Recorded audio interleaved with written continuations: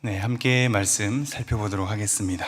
오늘 살펴볼 말씀은 누가복음 2장 35절부터 39절까지 말씀입니다. 누가복음 2장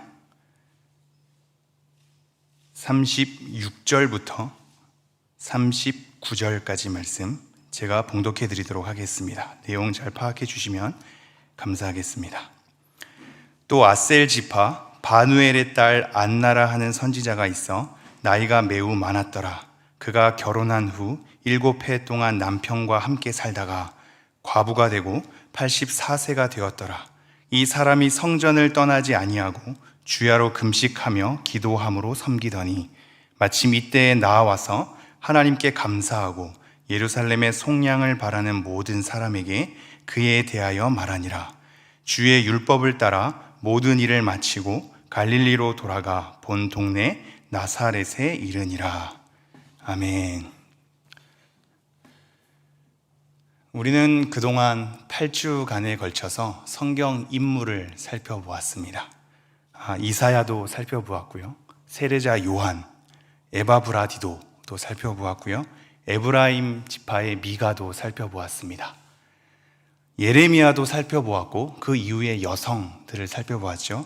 리스바도 살펴보았고요, 향유를 자기 머리 칼로 그리고 눈물을 적셔서 닦아낸 한 여인의 삶도 우리가 살펴보았습니다.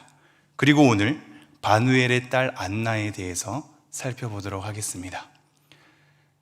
세상에는 남자들 위주로 기억하는 역사가 많아서 우리 부교역자들과 함께 남성만 하나님께 쓰임을 받았느냐, 여성도 쓰임받지 않았느냐 해서 균형을 이루어 남성과 여성을 다 다루는 것이 합당하다 해가지고 여성의 인물들도 살펴왔습니다. 오늘을 끝으로 성경 인물은 다 살피게 되고요, 다음 주부터는 현창학 교수님을 통하여서 예레미야의 믿음에 대해서 시작으로 믿음이라는 주제를 부교역자들이 다시 한번 다뤄보도록 하겠습니다. 그동안 인물을 우리가 살펴보았는데요, 사실상 그 인물 자체의 탁월함보다도 그 인물은 본인 혼자 독보적으로 무언가 능력이 있어서 사람들에게 각광을 받기보다는 시대가 빚어낸 인물일 때가 많습니다. 그 시대의 여러 정황들, 그리고 그와 더불어서 함께 교제하는 여러 사람들, 그런 사람들의 후원 속에, 그리고 응원과 지지 속에, 그리고 그들의 도움 속에 한 탁월한 인물들이 만들어져 가기도 하지요.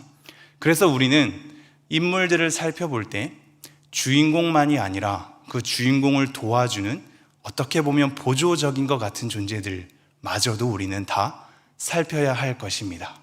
같이 엮여져 있고 그들을 통하여서 주인공이 더 빛날 수 있기 때문입니다. 그러므로 한 남편이 각광을 받는다는 것은 아내의 헌신이 있기 때문이며, 아내가 더 빛나게 된다는 것은 남편의 헌신이 있기 때문일 겁니다.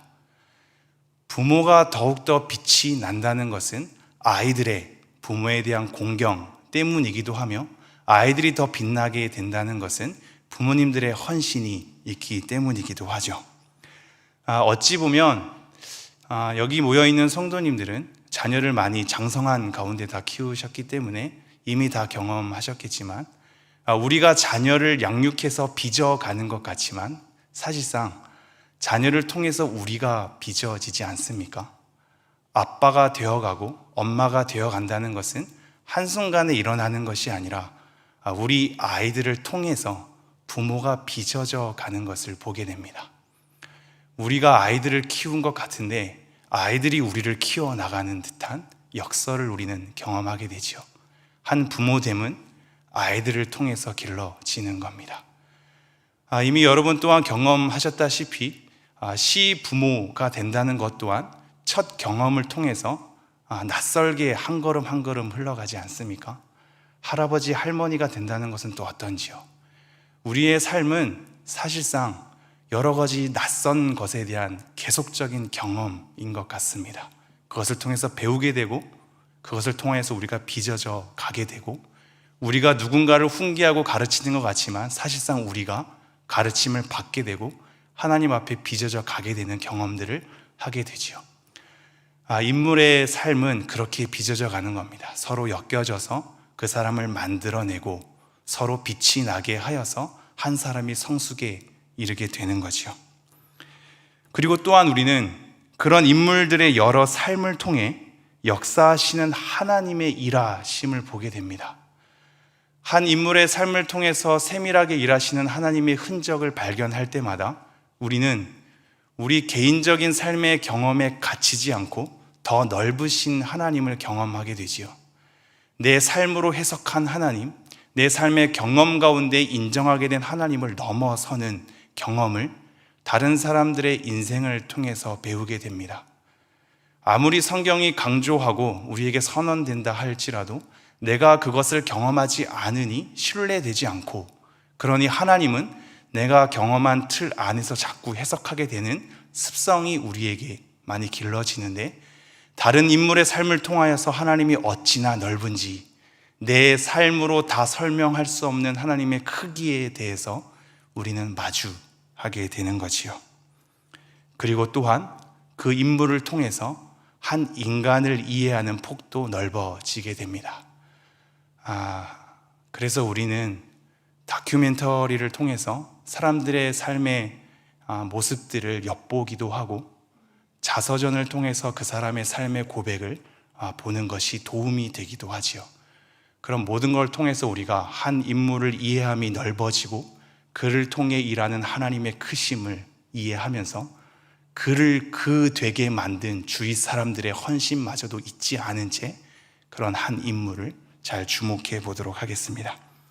오늘 말씀, 제가 36절 말씀 한번 읽어드리죠. 제가 잠잠하게 말씀을 전하고 있죠.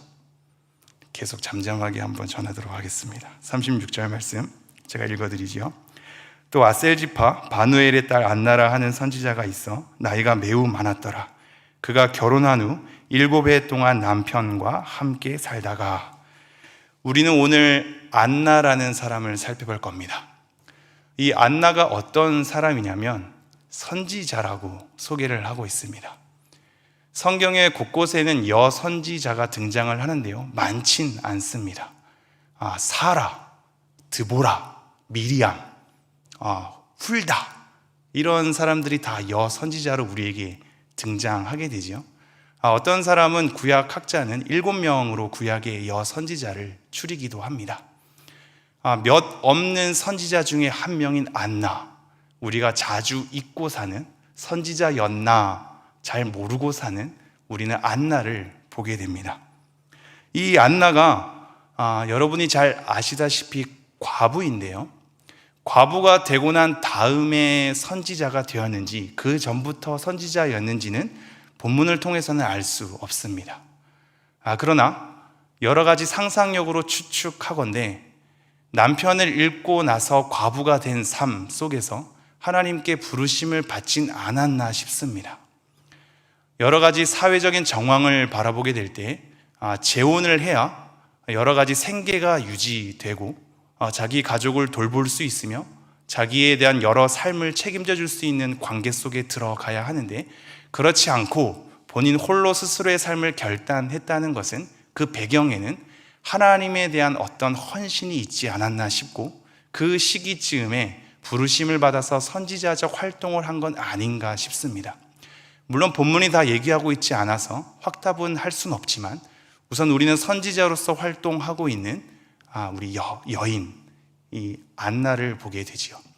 이 안나는 구약의 히브리어 말로는 한나입니다. 한나가 그리스어로 음역할 때 안나가 되는 겁니다. 그래서 구약의 한나란 인물도 동시에 상기될 수 있기도 하죠. 이런 안나 선지자, 그를 또한 어떻게 소개하고 있는지 보지요. 36절 다시 한번 읽어볼까요?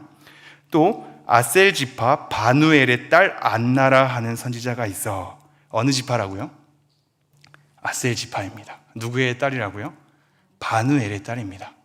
이게 굉장히 독특한 기록인데요, 왜냐하면 신약에서는 지파에 대한 소개로, 또 누구의 딸이라는 소개로 그 사람을 잘 소개하고 있지 않기 때문입니다. 구약에서는 지파를 잘 소개하고 누구의 후손이었는지를 잘 소개합니다. 지파별의 어떤 계보가 중요했기 때문이지요.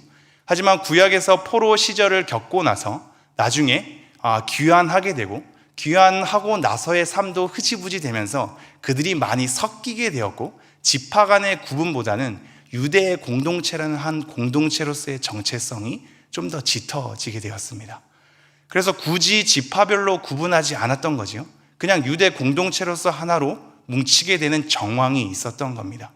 그럼에도 불구하고 신약에 이렇게 지파를 소개하고 있는 것은 굉장히 독특한 기록이라 할 수 있습니다. 사실상 신약에서 소개되는 여러 지파에 대한 소개를 보면 요한계시록에 많이 등장하거든요. 그것 또한 12지파에 대한 어떤 상징성 때문에 등장하게 됩니다. 그것 외에는 어떨 때 등장하냐면, 구약에 대한 인물들을 소개할 때, 특별히 사울 왕을 소개할 때 베냐민 지파 사람이라는 것을 소개하기도 하고요, 바울에 대한 여러 정체성을 밝힐 때 베냐민 지파 사람이다 라고 소개를 또 하기도 합니다. 이 두 사람을 제외한 한 인물을 어떤 지파의 누구의 자녀인지를 소개하는 기록이 없습니다. 안나가 유일한 거죠. 그렇다면 왜 안나는 지파와 아버지의 이름에 대해서 소개를 하고 있을까요? 이것 또한 성경에서 우리는 다 알 수 없습니다만, 혹시 바누엘이라는 이 아버지가 굉장히 유명한 사람은 아니었는가를 우리는 한번 생각해 볼 수 있겠죠. 그런데 아쉽게도 여기 본문의 이 구절 말고는 바누엘이라는 사람은 등장하지 않습니다. 구약에 바누엘이라는 것이 등장하긴 합니다만, 바누엘이 등장하지 않고 브누엘이라는 이름이 등장합니다만, 바누엘이라는 이름은 전혀 등장하지 않거든요. 그것을 봐서 유명한 사람이 아닐 가능성이 있습니다. 그렇다면 아셀 지파는 어떤가요? 재밌게도 아셀 지파는 유명한 사람을 낳은 적이 없습니다. 구약의 여러 사건들을 한번 여러분이 잘 주목해 보십시오. 희한하게도 아셀 지파 사람은 없습니다. 유명한 사람이 나지 않았어요. 그럼 유명하지도 않은 아셀 지파를 거론하고 아무 곳에도 흔적이 없는 바누엘이라는 이름을 거론하면서 안나를 소개하는 이유가 무엇일까? 우리는 그것에 관해서 여러 추측을 할 수 있습니다만, 먼저는 혹시 이 안나가 선지자이기 때문이 아닐까 싶습니다. 왜냐하면 유대 공동체로 계파 간의, 지파 간의 구별이 이미 넘어선 유대 공동체로서 섞여 사는 이 무리들 가운데 수많은 이방인들도 존재했고, 그 가운데 선지자라고 등장하게 될 때 신뢰할 만한 어떤 배경은 지파에 대한 정통성이거든요. 그 사람이 과연 정말로 선지자인가, 선지자에 대한 말을 신뢰할 만한 배경을 지녔는가에 대해서 지파에 대한 정통성을 거론하기 위하여서 아셀 지파 바누엘의 딸이라고 언급할 수도 있겠습니다. 또 다른 추측은 혹시 이 안나가 여인이기 때문인 건 아닌가 싶습니다. 지금도 미국에서는 흑인에 대한 차별이 여전히 존재하지 않습니까? 이게 이성으로 남녀 평등, 그리고 노예에 대한 어떤 해방, 흑인에 대한 어떤 존중을 말로 한다고 해서 삶이 쉽게 바뀌진 않지요. 굉장히 지진한 시간이 좀 지나야 정서적으로, 삶으로 다 인정이 되는 것을 우리가 보게 되죠. 이때 당시에 여인, 특히나 남편을 잃어서 홀로 삶을 살게 되는 이 여인에 대한 존중이 있었을까? 그가 선지자적 활동을 할 때 그에 대한 말에 사람들이 신뢰를 하였을까에 대한 여러 차별적 요소들, 여러 약점들이 있을 수 있겠습니다. 이것을 보완하기 위하여서 그는 그냥 한 여인이 아니라 아셀 지파의 바누엘의 딸이라는 이러한 정통성을 다시 한번 언급하면서 한 여인이 아닌 선지자로서 언급하기 위해서일 수도 있겠습니다. 정확하게 얘기하고 있지 않지만 이런 여러 추측을 가지고 지금 아셀 지파 바누엘의 딸이라고 특별하게 소개하는 것을 한번 기억해 두시죠. 다시 한번 또 읽겠습니다. 36절. 또 아셀 지파 바누엘의 딸 안나라 하는 선지자가 있어 나이가 매우 많았더라. 나이가 어떻다고요? 매우 많았습니다. 또 다른 특징, 나이가 매우 많은 여인입니다. 나이가 얼마나 많은지 특별히 매우 많다라는 표현을 썼거든요. 이것을 통해서 우리가 좀 더 추측을 해볼 수 있는데요, 그 뒷구절을 제가 읽어보죠. 그가 결혼한 후 7해 동안 남편과 함께 살다가 37절 과부가 되고 84세가 되었더라. 남편이랑 결혼한 지 7년 만에 남편이 죽음을 당하게 됩니다. 어떻게 해서 죽었는지는 전혀 알 길이 없지요. 전쟁에 끌려가서 죽었는지, 병으로 죽게 되었는지, 아니면 홀로 떠나다가 여러 광야 생활 가운데 죽게 되었는지 우리는 알 수 없습니다.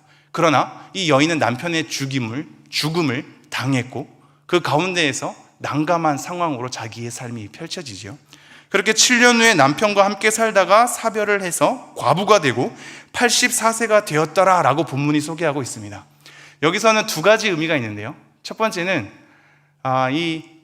이 안나라는 여인이 남편 7년 동안 결혼 생활을 거치고 과부가 된 상태 지금의 나이가 84세다라는 것으로도 우선 받아들일 수 있고요. 지금 오늘 본문은 해석이 그렇게 되어 있죠. 그러나 이것은 꼭 그렇지만 않고 두 번째 해석이 있는데요. 과부된 기간이 84년인 겁니다. 그렇다면 적어도 지금 84살에 나이 든 이 여인 한나를 우리가 보게 되고 좀 더 많게는 105살, 6살까지도 보게 되죠. 84년 동안 과부가 됐고 7년의 결혼 시간을 거치고 적어도 15세 정도에는 결혼을 했다고 치면 105세나 106세 정도로 우리는 볼 수 있는 겁니다. 그런데 앞에서 매우 늙었더라라고 소개하는 것을 보면 후자일 가능성이 있습니다. 우리가 생각하는 것보다도 더 나이가 많은 연로한 여인일 가능성이 큽니다. 그러한 여인에 대한 특징들을 보면서 이 여인이 어떠한 일을 했는지를 살펴보죠. 37절 함께 읽도록 하겠습니다. 시작. 과부가 되고 84세가 되었더라. 이 사람이 성전을 떠나지 아니하고 주야로 금식하며 기도함으로 섬기더니. 적어도 84세 아니면 많게는 105세나 6세 되는 이 여인이 어떠한 일을 했냐면 성전을 떠나지 아니하였다라고 얘기하고 있습니다. 성전을 떠나지 아니하였다. 언제 기간 동안 성전에 머물러 있었는지는 우리가 조금 다시 계산을 해야 되는데요. 이때의 성전은 헤롯 성전이거든요. 헤롯 성전은 BC 20년부터 착공이 시작됩니다. 그리고 나중에 9년 만에 이 외형만 지어지고 내부적으로 계속적으로 수리가 들어가서 AD 63년에 완공이 되거든요. 그리고 7년 만에 AD 70년에 이 성전은 붕괴되고 맙니다. 그럼 BC 20년이라고 칠 때 지금 과부가 된 지 84년일 수도 있으니까 84년 내내 성전이 있었던 것은 아닌 것으로 보입니다. BC 20년, 예수님의 탄생을 BC 4년 정도로 보는 것이 다수 학자들의 의견이거든요. 정확한 연도는 알 수 없지만. 그러면 16년 정도의 성전 생활을 거치고 그 전에는 다른 곳에서 활동했을 가능성이 있습니다. 하지만 지금 이 안나는 헤롯을 통하여서 성전이 세워지고 난 다음에는 성전을 떠나가지 않고 그곳을 지키며 하나님 앞에 엎드렸습니다.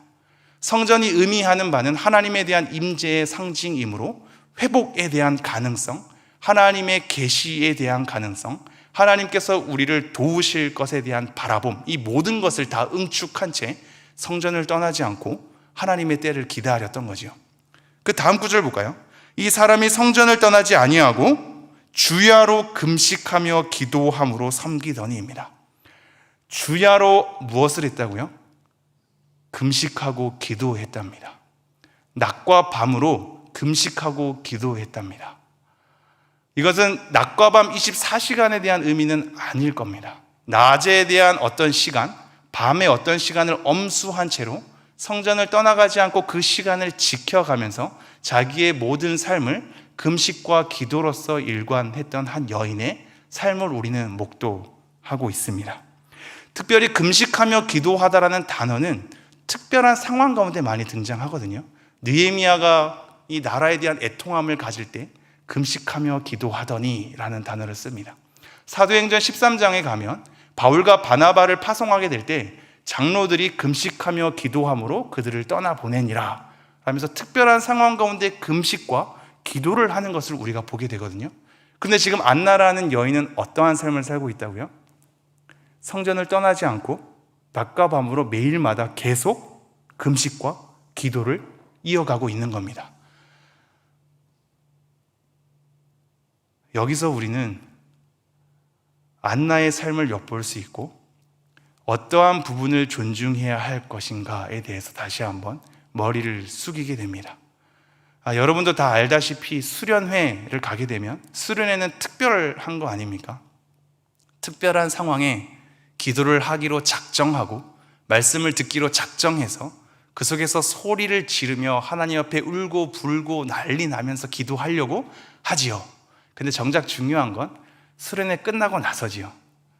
수련회 할 때 탈진한 상태에서 일상에 돌아오면 쉬고 싶어 합니다. 그러면 곧 일상은 무너지게 되죠.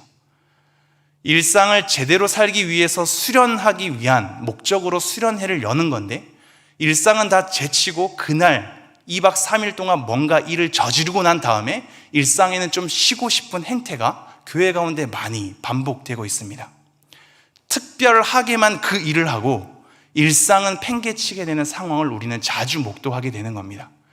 그러나 안나를 보십시오, 여러분. 특별함이 일상 속에 담겨 있습니다.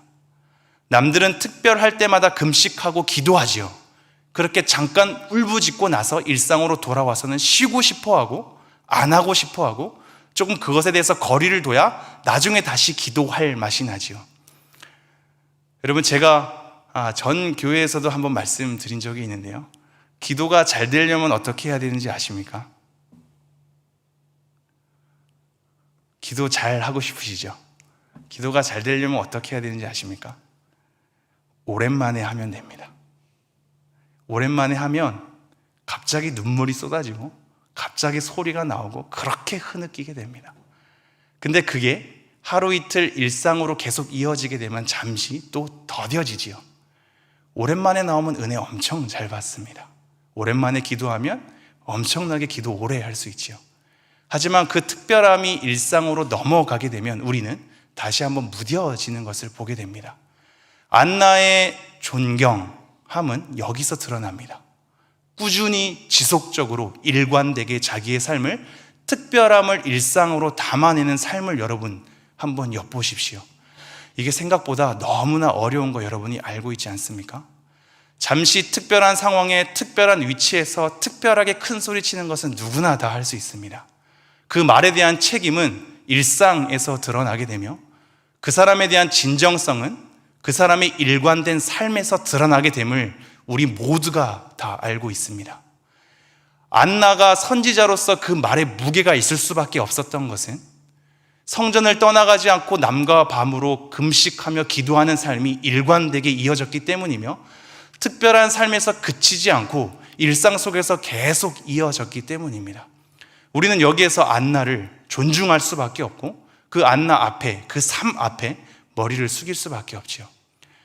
지금 여기도 우리 권사님들 우리 항상 새벽을 지키며 이 교회를 담당해 오지 않으셨습니까? 여러 장로님들의 수많은 노고를 통하여서 이 교회가 계속적으로 이어져 오지 않았습니까? 그들의 버팀이 생각보다 쉽지 않습니다.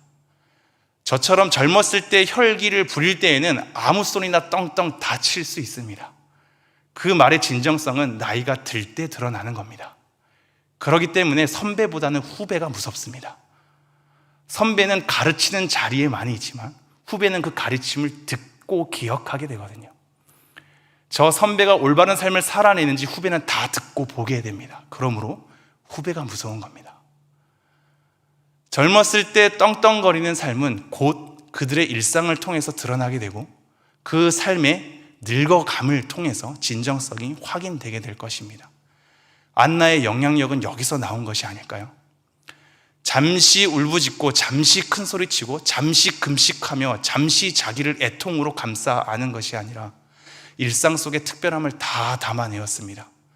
남편이랑 행복한 것에 대한 재혼의 희망을 포기하고 삶의 안정을 포기하고 일상을 기쁨으로 누리는 것을 잠시 뒤로 미루고 성전을 떠나가지 않고 남과 밤으로 그 시간을 지켜가며 아무도 알아주지 않아도, 아무도 칭찬하지 않아도, 아무도 위대하다고 그를 떠받들어 들지 않아도 안나는 자기의 길을 걸어간 겁니다.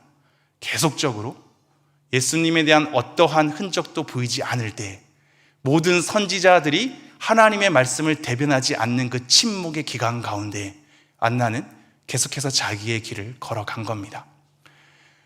금식하며 기도하는 것, 이것이 우리는 많은 말을 할 수 있지만 삶으로 녹여내기는 너무나 힘들지요. 잠시 하루 굶는 것으로 우리는 짜증이 일어날 때가 많고, 기도 잠시 하는 것으로 한 1개월 동안 동일한 기도하면 질려버리는 것이 우리의 습성 아니겠습니까? 안나는 도대체 어떻게 기도했던 걸까요? 안나는 도대체 어떻게 금식하며 나아갔던 걸까요? 제가 보기엔 단순한 책임과 의무감으로 그 자리를 지킨 건 아닌 것 같습니다. 하나님과의 친밀한 교제가 없으면 이렇게 계속적으로 기도하며 금식하는 것은 불가능합니다. 흉내내는 것만으로 이 삶이 나오진 않습니다. 내가 가지고 있는 이 위치 때문에 기도 좀 더 하고 금식 좀 더 하면 저 사람이 인정해 주겠지라는 욕망으로 이 삶은 관철되지 않습니다. 철저히 하나님을 바라보며 하나님의 약속을 믿고 기다리며 그 약속 가운데 근근히 자기의 삶을 드리면서 아무것도 바라보지 않고 하나님을 바라본다는 일념으로 자기의 삶을 희생하고 그 가운데 그렇게 삶이 처절한 것만이 아니라 하나님 때문에 즐거움이 있기에, 하나님 때문에 기쁨이 있기에, 하나님께서 말씀하신 것에 대한 신뢰가 있기에 안나의 이 삶은 가능했던 것으로 보입니다. 우리가 기도를 많이 하려면 단순한 책임과 의무감으로 안 되는 것을 알아야 합니다. 우리는 하나님과 얼마나 친밀할까요? 하나님의 뜻을 잘 모른다고 하는 사람들은 그만큼 하나님과 친밀하지 않기 때문입니다.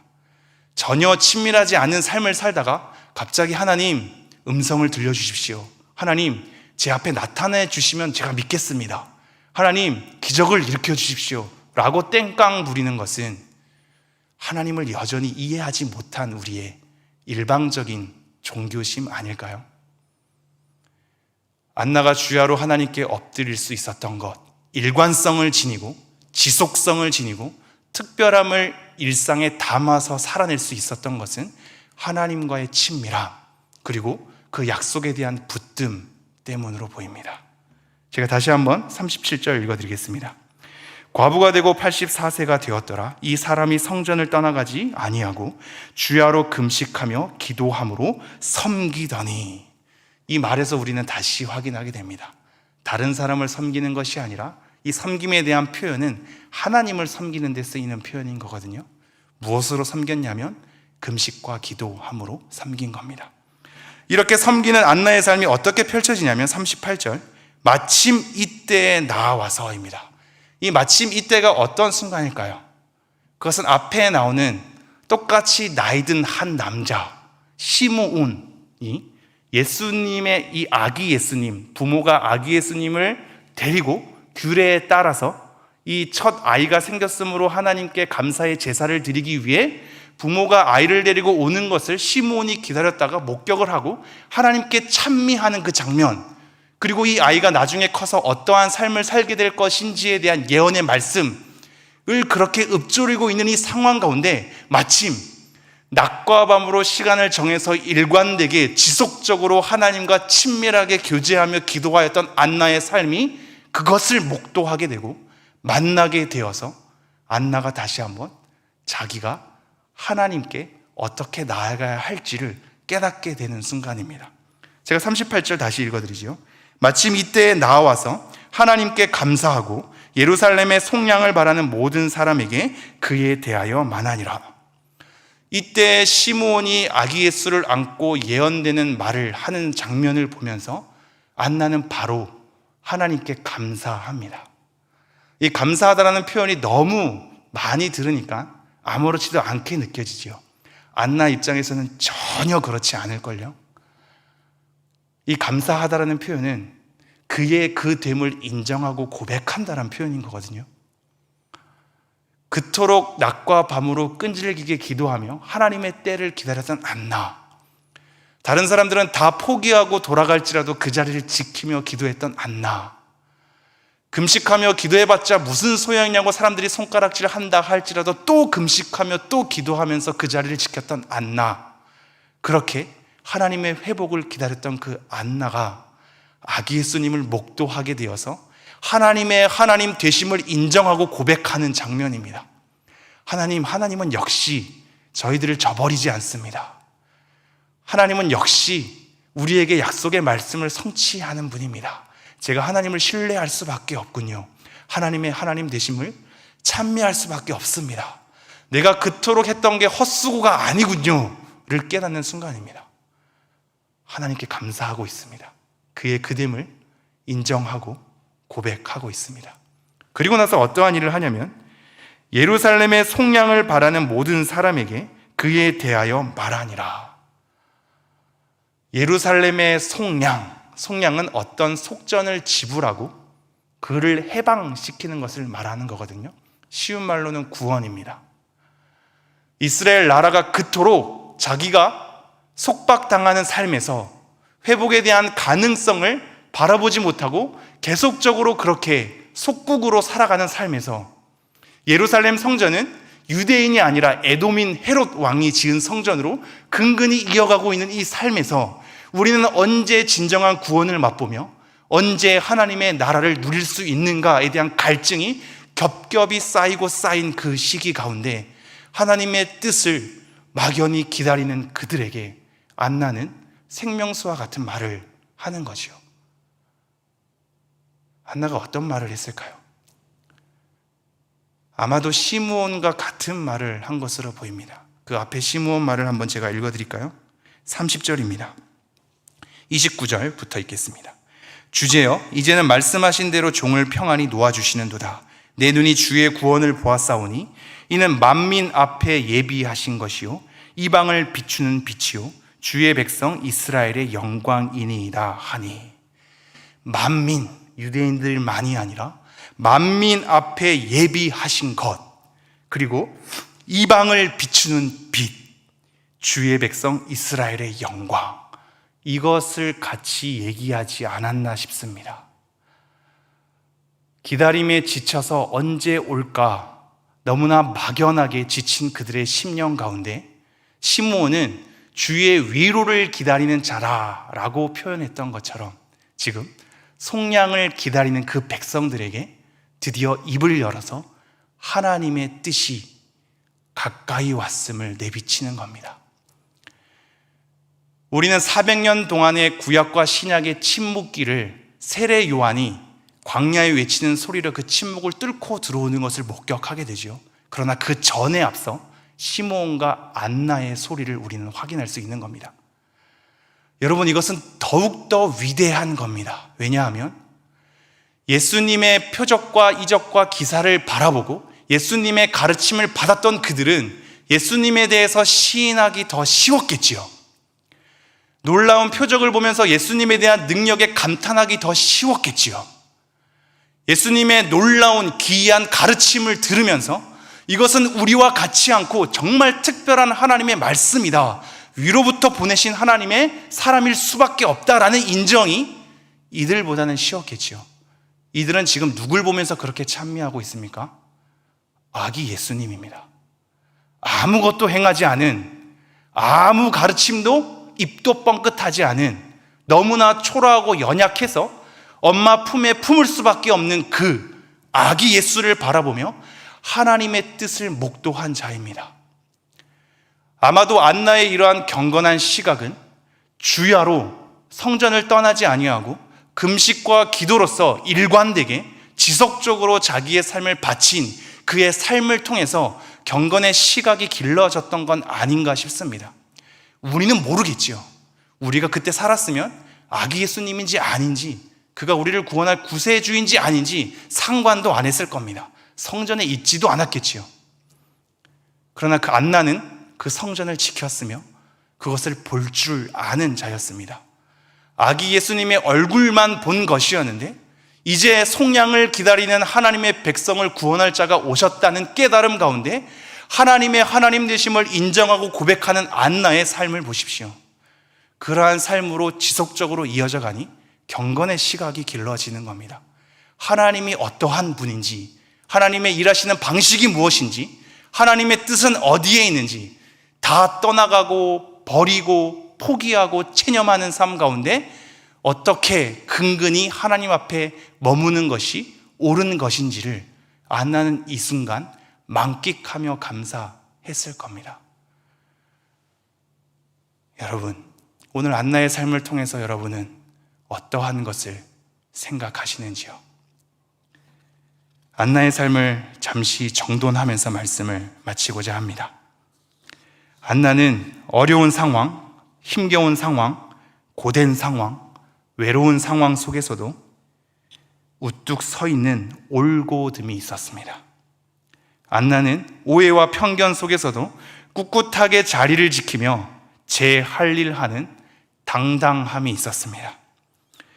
여러 가지 더딘 상황과 변하지 않는 현실 속에서도 말씀을 붙들며 기다리는 끈기와 인내가 그 여인에게서 보입니다. 안나의 여러 삶 속에서 수많은 사람들이 지나갔을 겁니다. 수많은 상황을 겪었을 것이며 수많은 지도자들이 숱한 가르침으로 그에게 말을 했겠지요. 그러나 모두가 잠잠해지고 체념하고 포기할 때 안나는 흔들리지 않는 신실함을 갖고 있었습니다. 금식과 기도를 통하여서 마음과 육체를 복종시켜서 세속적 가치에 휩쓸리지 않고 지켜가는 굳은 믿음과 신앙의 절개마저도 있었습니다. 억눌림과 가침에 매여 해방을 기다리는 자들에게 전하는 선지자에 대한 발걸음도 그의 삶을 통해서 우리는 보게 됩니다. 그리고 표적과 이적과 아무런 놀라운 가르침이 없음에도 불구하고 아기 예수를 보는 경건한 시각, 하나님의 뜻을 알아차릴 수 있는 선한 경건의 능력을 지닌 여인의 모습을 우리는 보게 됩니다. 그리고 마지막으로 우리는 한 가지를 잊지 말아야 할 것입니다. 400년 동안에 공적으로 선언하는 선지자가 없는 침묵기 동안에 하나님은 아무 일도 하지 않는 것 같지만 하나님의 사람들을 계속해서 만나시고 키우셔서 그들이 하나님 앞에 경건하게 서가도록 그들을 훈련시키고 재촉하고 하나님의 말씀을 붙들게 해서 주야로 금식하며 기도할 수 있는 안나의 삶을 만들어내시는 하나님의 신실함.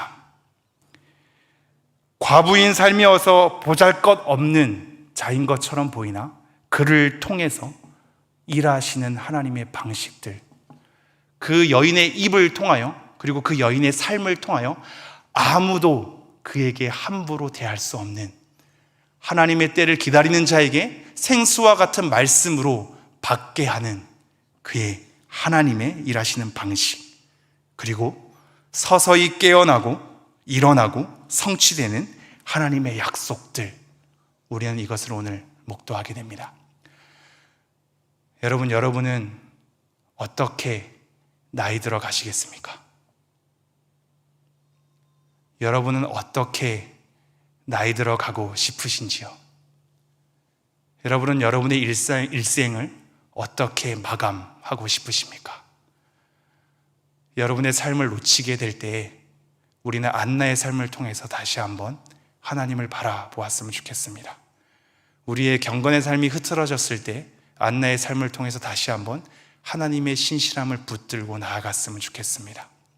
아무것도 일하시지 않고 아무것도 움직이는 것 같지 않으나 여전히 기다리며 말씀을 붙들었더니 희미하게나마 보여주시는 하나님의 뜻을 통해 갈증 있는 사람의 갈증을 채워주시는 하나님의 신실함을 바라보면서 오늘도 여러분의 삶을 신실하게 살아가는 여러분의 일상이 되기를 간절히 소망합니다. 우리 함께 찬양하면서 오늘 말씀 기억하고 기도하며 나아가도록 하겠습니다. 말씀 앞에서 찬양하도록 하겠습니다.